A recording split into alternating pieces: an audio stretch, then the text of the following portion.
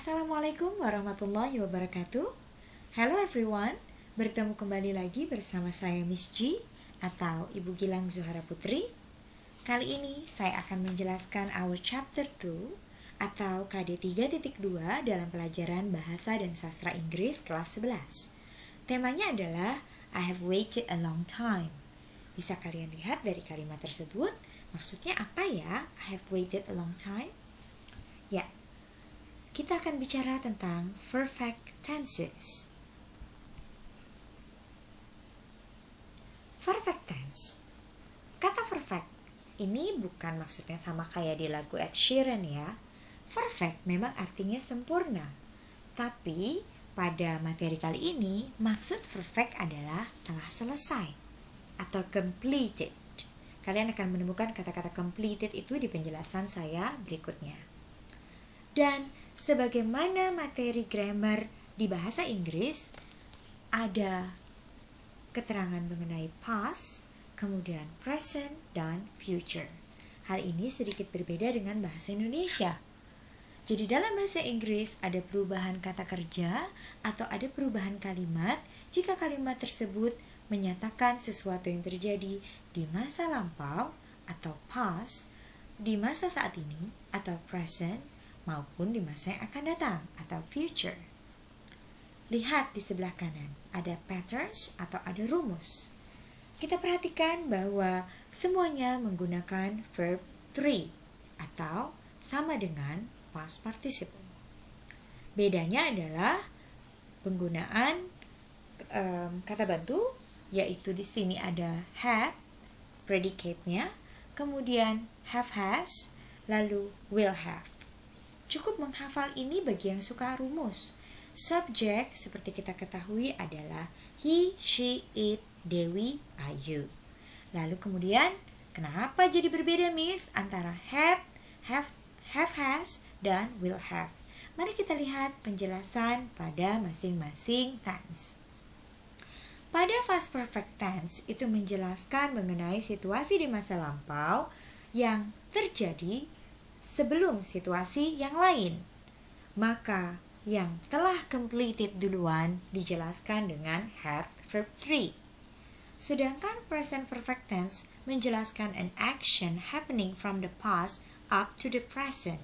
Sesuatu yang dari dulu tuh sampai sekarang itu seperti itu. Maka dia menggunakan has, have, atau have has ditambah verb 3. Jangan lupa ya, has ini menggunakan subjek he, she, it. Sedangkan have adalah Dewi Ayu atau Ayu Dewi. Terserah bagaimana kalian lebih nyaman menghafalkannya. Selanjutnya yang ketiga adalah the future perfect tense. Refers to an activity completed before another activity in the future. Jadi ini merujuk pada sebuah aktivitas yang selesai sebelum aktivitas yang lain di masa yang akan datang. Bagaimana sih Miss? Kok masih sepertinya sulit membayangkannya? Mari kita simak contoh dari masing-masing tense berikut ini. Past perfect tense.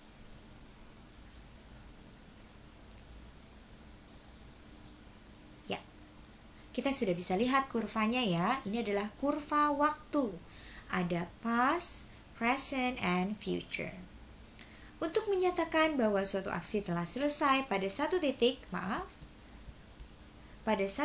di masa lalu sebelum aksi lainnya terjadi. Dan ada penanda waktunya, yaitu time markernya di sini, already, just, dan yet. The Titanic had already received 6 ice warning when it hit the iceberg. Kita lihat dulu nih potongan kalimat yang belakang. When it hit the iceberg. Hit di sini bukan kata kerja satu loh ya, tapi kata kerja kedua. Hit, karena memang tidak ada perubahan. So, kapal Titanic sudah mendapat 6 peringatan ketika akhirnya menabrak gunung es. Had di sini menjelaskan telah atau sudah. Dan past participle dari kata receive sama dengan bentuk keduanya, tinggal ditambah ed karena dia adalah regular verbs. Dan time marker yang membantu adalah already. The Titanic had already received 6 ice warning when it hit the iceberg. Jadi sebelum dia itu nabrak gunung es, sebenarnya dia sudah mendapat peringatan 6 kali bahwa kondisinya berbahaya. Baik, sebentar sampai sini mudah-mudahan bisa paham dulu, nanti akan kita ulang. Time markernya nggak cuma already, kita bisa menggunakan just, bisa juga menggunakan yet. Just itu baru saja, kemudian yet itu bisa juga menyatakan sudah. Had just, had already, had, dan yet juga bisa digunakan. Dan semuanya ini ingat, contoh yang ada baru kalimat positif. Untuk kalimat negatif juga bisa loh, nanti kita akan bisa lihat di materi selanjutnya. Next, contoh yang pertama. She had studied English before she moved to Jakarta. Maaf, bisa juga kita menyebut kata Jakarta seperti biasa. We don't have to pronounce it seperti bule-bule pada umumnya. Dia telah belajar bahasa Inggris sebelum dia pindah ke Jakarta. Jadi, past perfect tense itu menjelaskan suatu aksi selesai pada suatu masa atau waktu titik di masa lalu sebelum action yang lainnya. Before she moved to Jakarta, she had studied English. Jadi dia sudah belajar bahasa Inggris. Had ditambah verb 3. Ingat kayak receive tadi bahwa studied di sini bentuk ketiga. Selanjutnya, present perfect tense.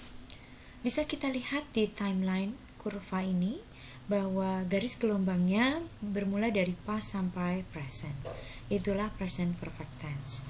Perfect tadi artinya telah dilakukan. Jadi present perfect tense adalah menjelaskan sesuatu yang terjadi di masa lampau dan terus berlangsung sampai sekarang. Ada satu kalimat contoh di slide ini. They have won the competition twice. Mereka sudah pernah menang lomba itu 2 kali. Jadi sejak dulu sampai sekarang 2 kali menang. Time marker yang digunakan untuk present perfect tense adalah for dan since. Tetapi mungkin ada time marker yang lain. Dan repetition of an action bisa 1 kali, 2 kali, 3 kali. Once, twice, thrice, itu bisa saja terjadi. Many times bahkan, tidak terbatas hanya 3 itu saja. Kita lihat pada contoh satu lagi. Untuk present perfect tense, Mira Lesmana has been interested in film since she was in Australia.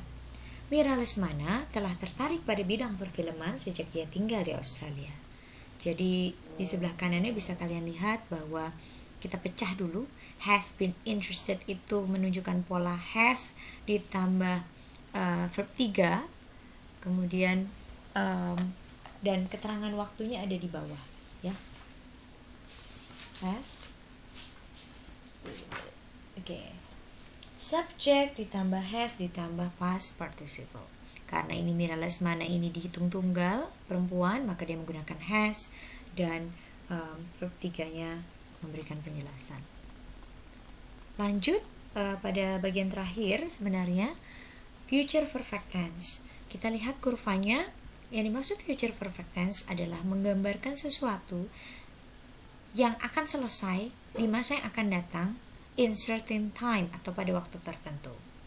Contoh kalimatnya di sini, the mechanics will have finished all the work by the time the car is ready for sale. Montir atau para montir akan sudah menyelesaikan semua pekerjaannya pada saat mobil akan dijual. Apa sih Miss bedanya will finish dengan will have finished? Kalau will finish kan itu will ditambah verb 1. Tapi kalau di sini will have ditambah verb 3. Jadi pada saat tertentu, pada saat mobil itu dijadwalkan siap untuk dijual, maka mobilnya udah pasti akan selesai. Semua pekerjaannya pasti akan beres gitu, sudah beres. Nanti kita lihat di contoh yang berikut. Time markernya bisa by the time, bisa when, bisa before, tidak terbatas pada itu hanya sekedar contoh. Marking time. Kemudian seperti dijelaskan di atas, ini yang versi bahasa Indonesia, sometime in the future will be the end point of something to happen. Jadi ini menjelaskan sesuatu yang akan selesai akan completed di masa yang akan datang. Saya lanjut, satu lagi contoh. She will have arrived at home by 7:30 p.m. Dia akan sudah tiba di rumah. Maaf, ini pada pukul harusnya tidak ada PM di sini. Dia akan sudah tiba di rumah pada pukul 7:30 malam. Jadi she will have arrived itu menunjukkan bahwa dia akan nyampe, dia akan tiba, dia akan telah sampai pada pukul 7:30 malam hari. Jadi menggambarkan sesuatu yang sudah kejadian, sudah selesai dilakukan di masa yang akan datang. We will explore more examples pada latihan-latihan soal, baik itu di quizzes ataupun di Google Form. Bagaimana sih kita menggunakan perfect tense. Ini ada lagi satu contoh ya. The students will have gone back to school in December 2021. Murid-murid akan sudah kembali masuk sekolah pada bulan Desember 2021. Nah, the students will have gone back to school in December 2021. Harapannya Desember tahun depan corona ini sudah gone, so that you all will have gone back to school in December 2021. Ya, sedikit tips untuk mempelajari perfect tense. Yang pertama adalah you have to understand the timeline of each tense. Jadi kita harus ngerti timeline yang tadi kurva itu, kurva waktu, past, perfect, dan future. Lalu you have to understand the difference between punctual verbs and durative verbs. Ini sebenarnya mungkin terlalu teknis istilahnya, tapi kita harus tahu gitu, mana kata kerja yang memberikan penjelasan mengenai masa, waktu, dan seterusnya. Lalu understand the difference between frequency and endpoint, berapa kali dilakukan dan kapan sih selesainya. Lalu understand the time marker of each tense. Ini yang paling penting, nomor 4 dan nomor 1 sebenarnya. Kalau 2 dan 3 itu a bit technical. Ya, kita akan explore lagi lebih banyak di contoh-contoh. Don't worry. Memang belajar grammar itu sedikit berbeda dengan belajar bahasa Inggris melalui game ya.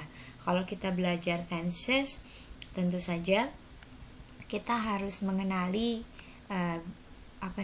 jenis kata itu yang harus kita kuasai terlebih dahulu, baik dalam bahasa Indonesia maupun dalam bahasa Inggris. Buat saya, meskipun pembelajaran yang di abad 21 ini diharapkan tidak terlalu fokus pada tata bahasa, but I still consider that you need to know the basic first before exploring tata bahasa yang mungkin cukup rumit seperti ini. Thank you very much. Kita akan bertemu lagi di kesempatan selanjutnya. Saya akhiri. Assalamualaikum warahmatullahi wabarakatuh.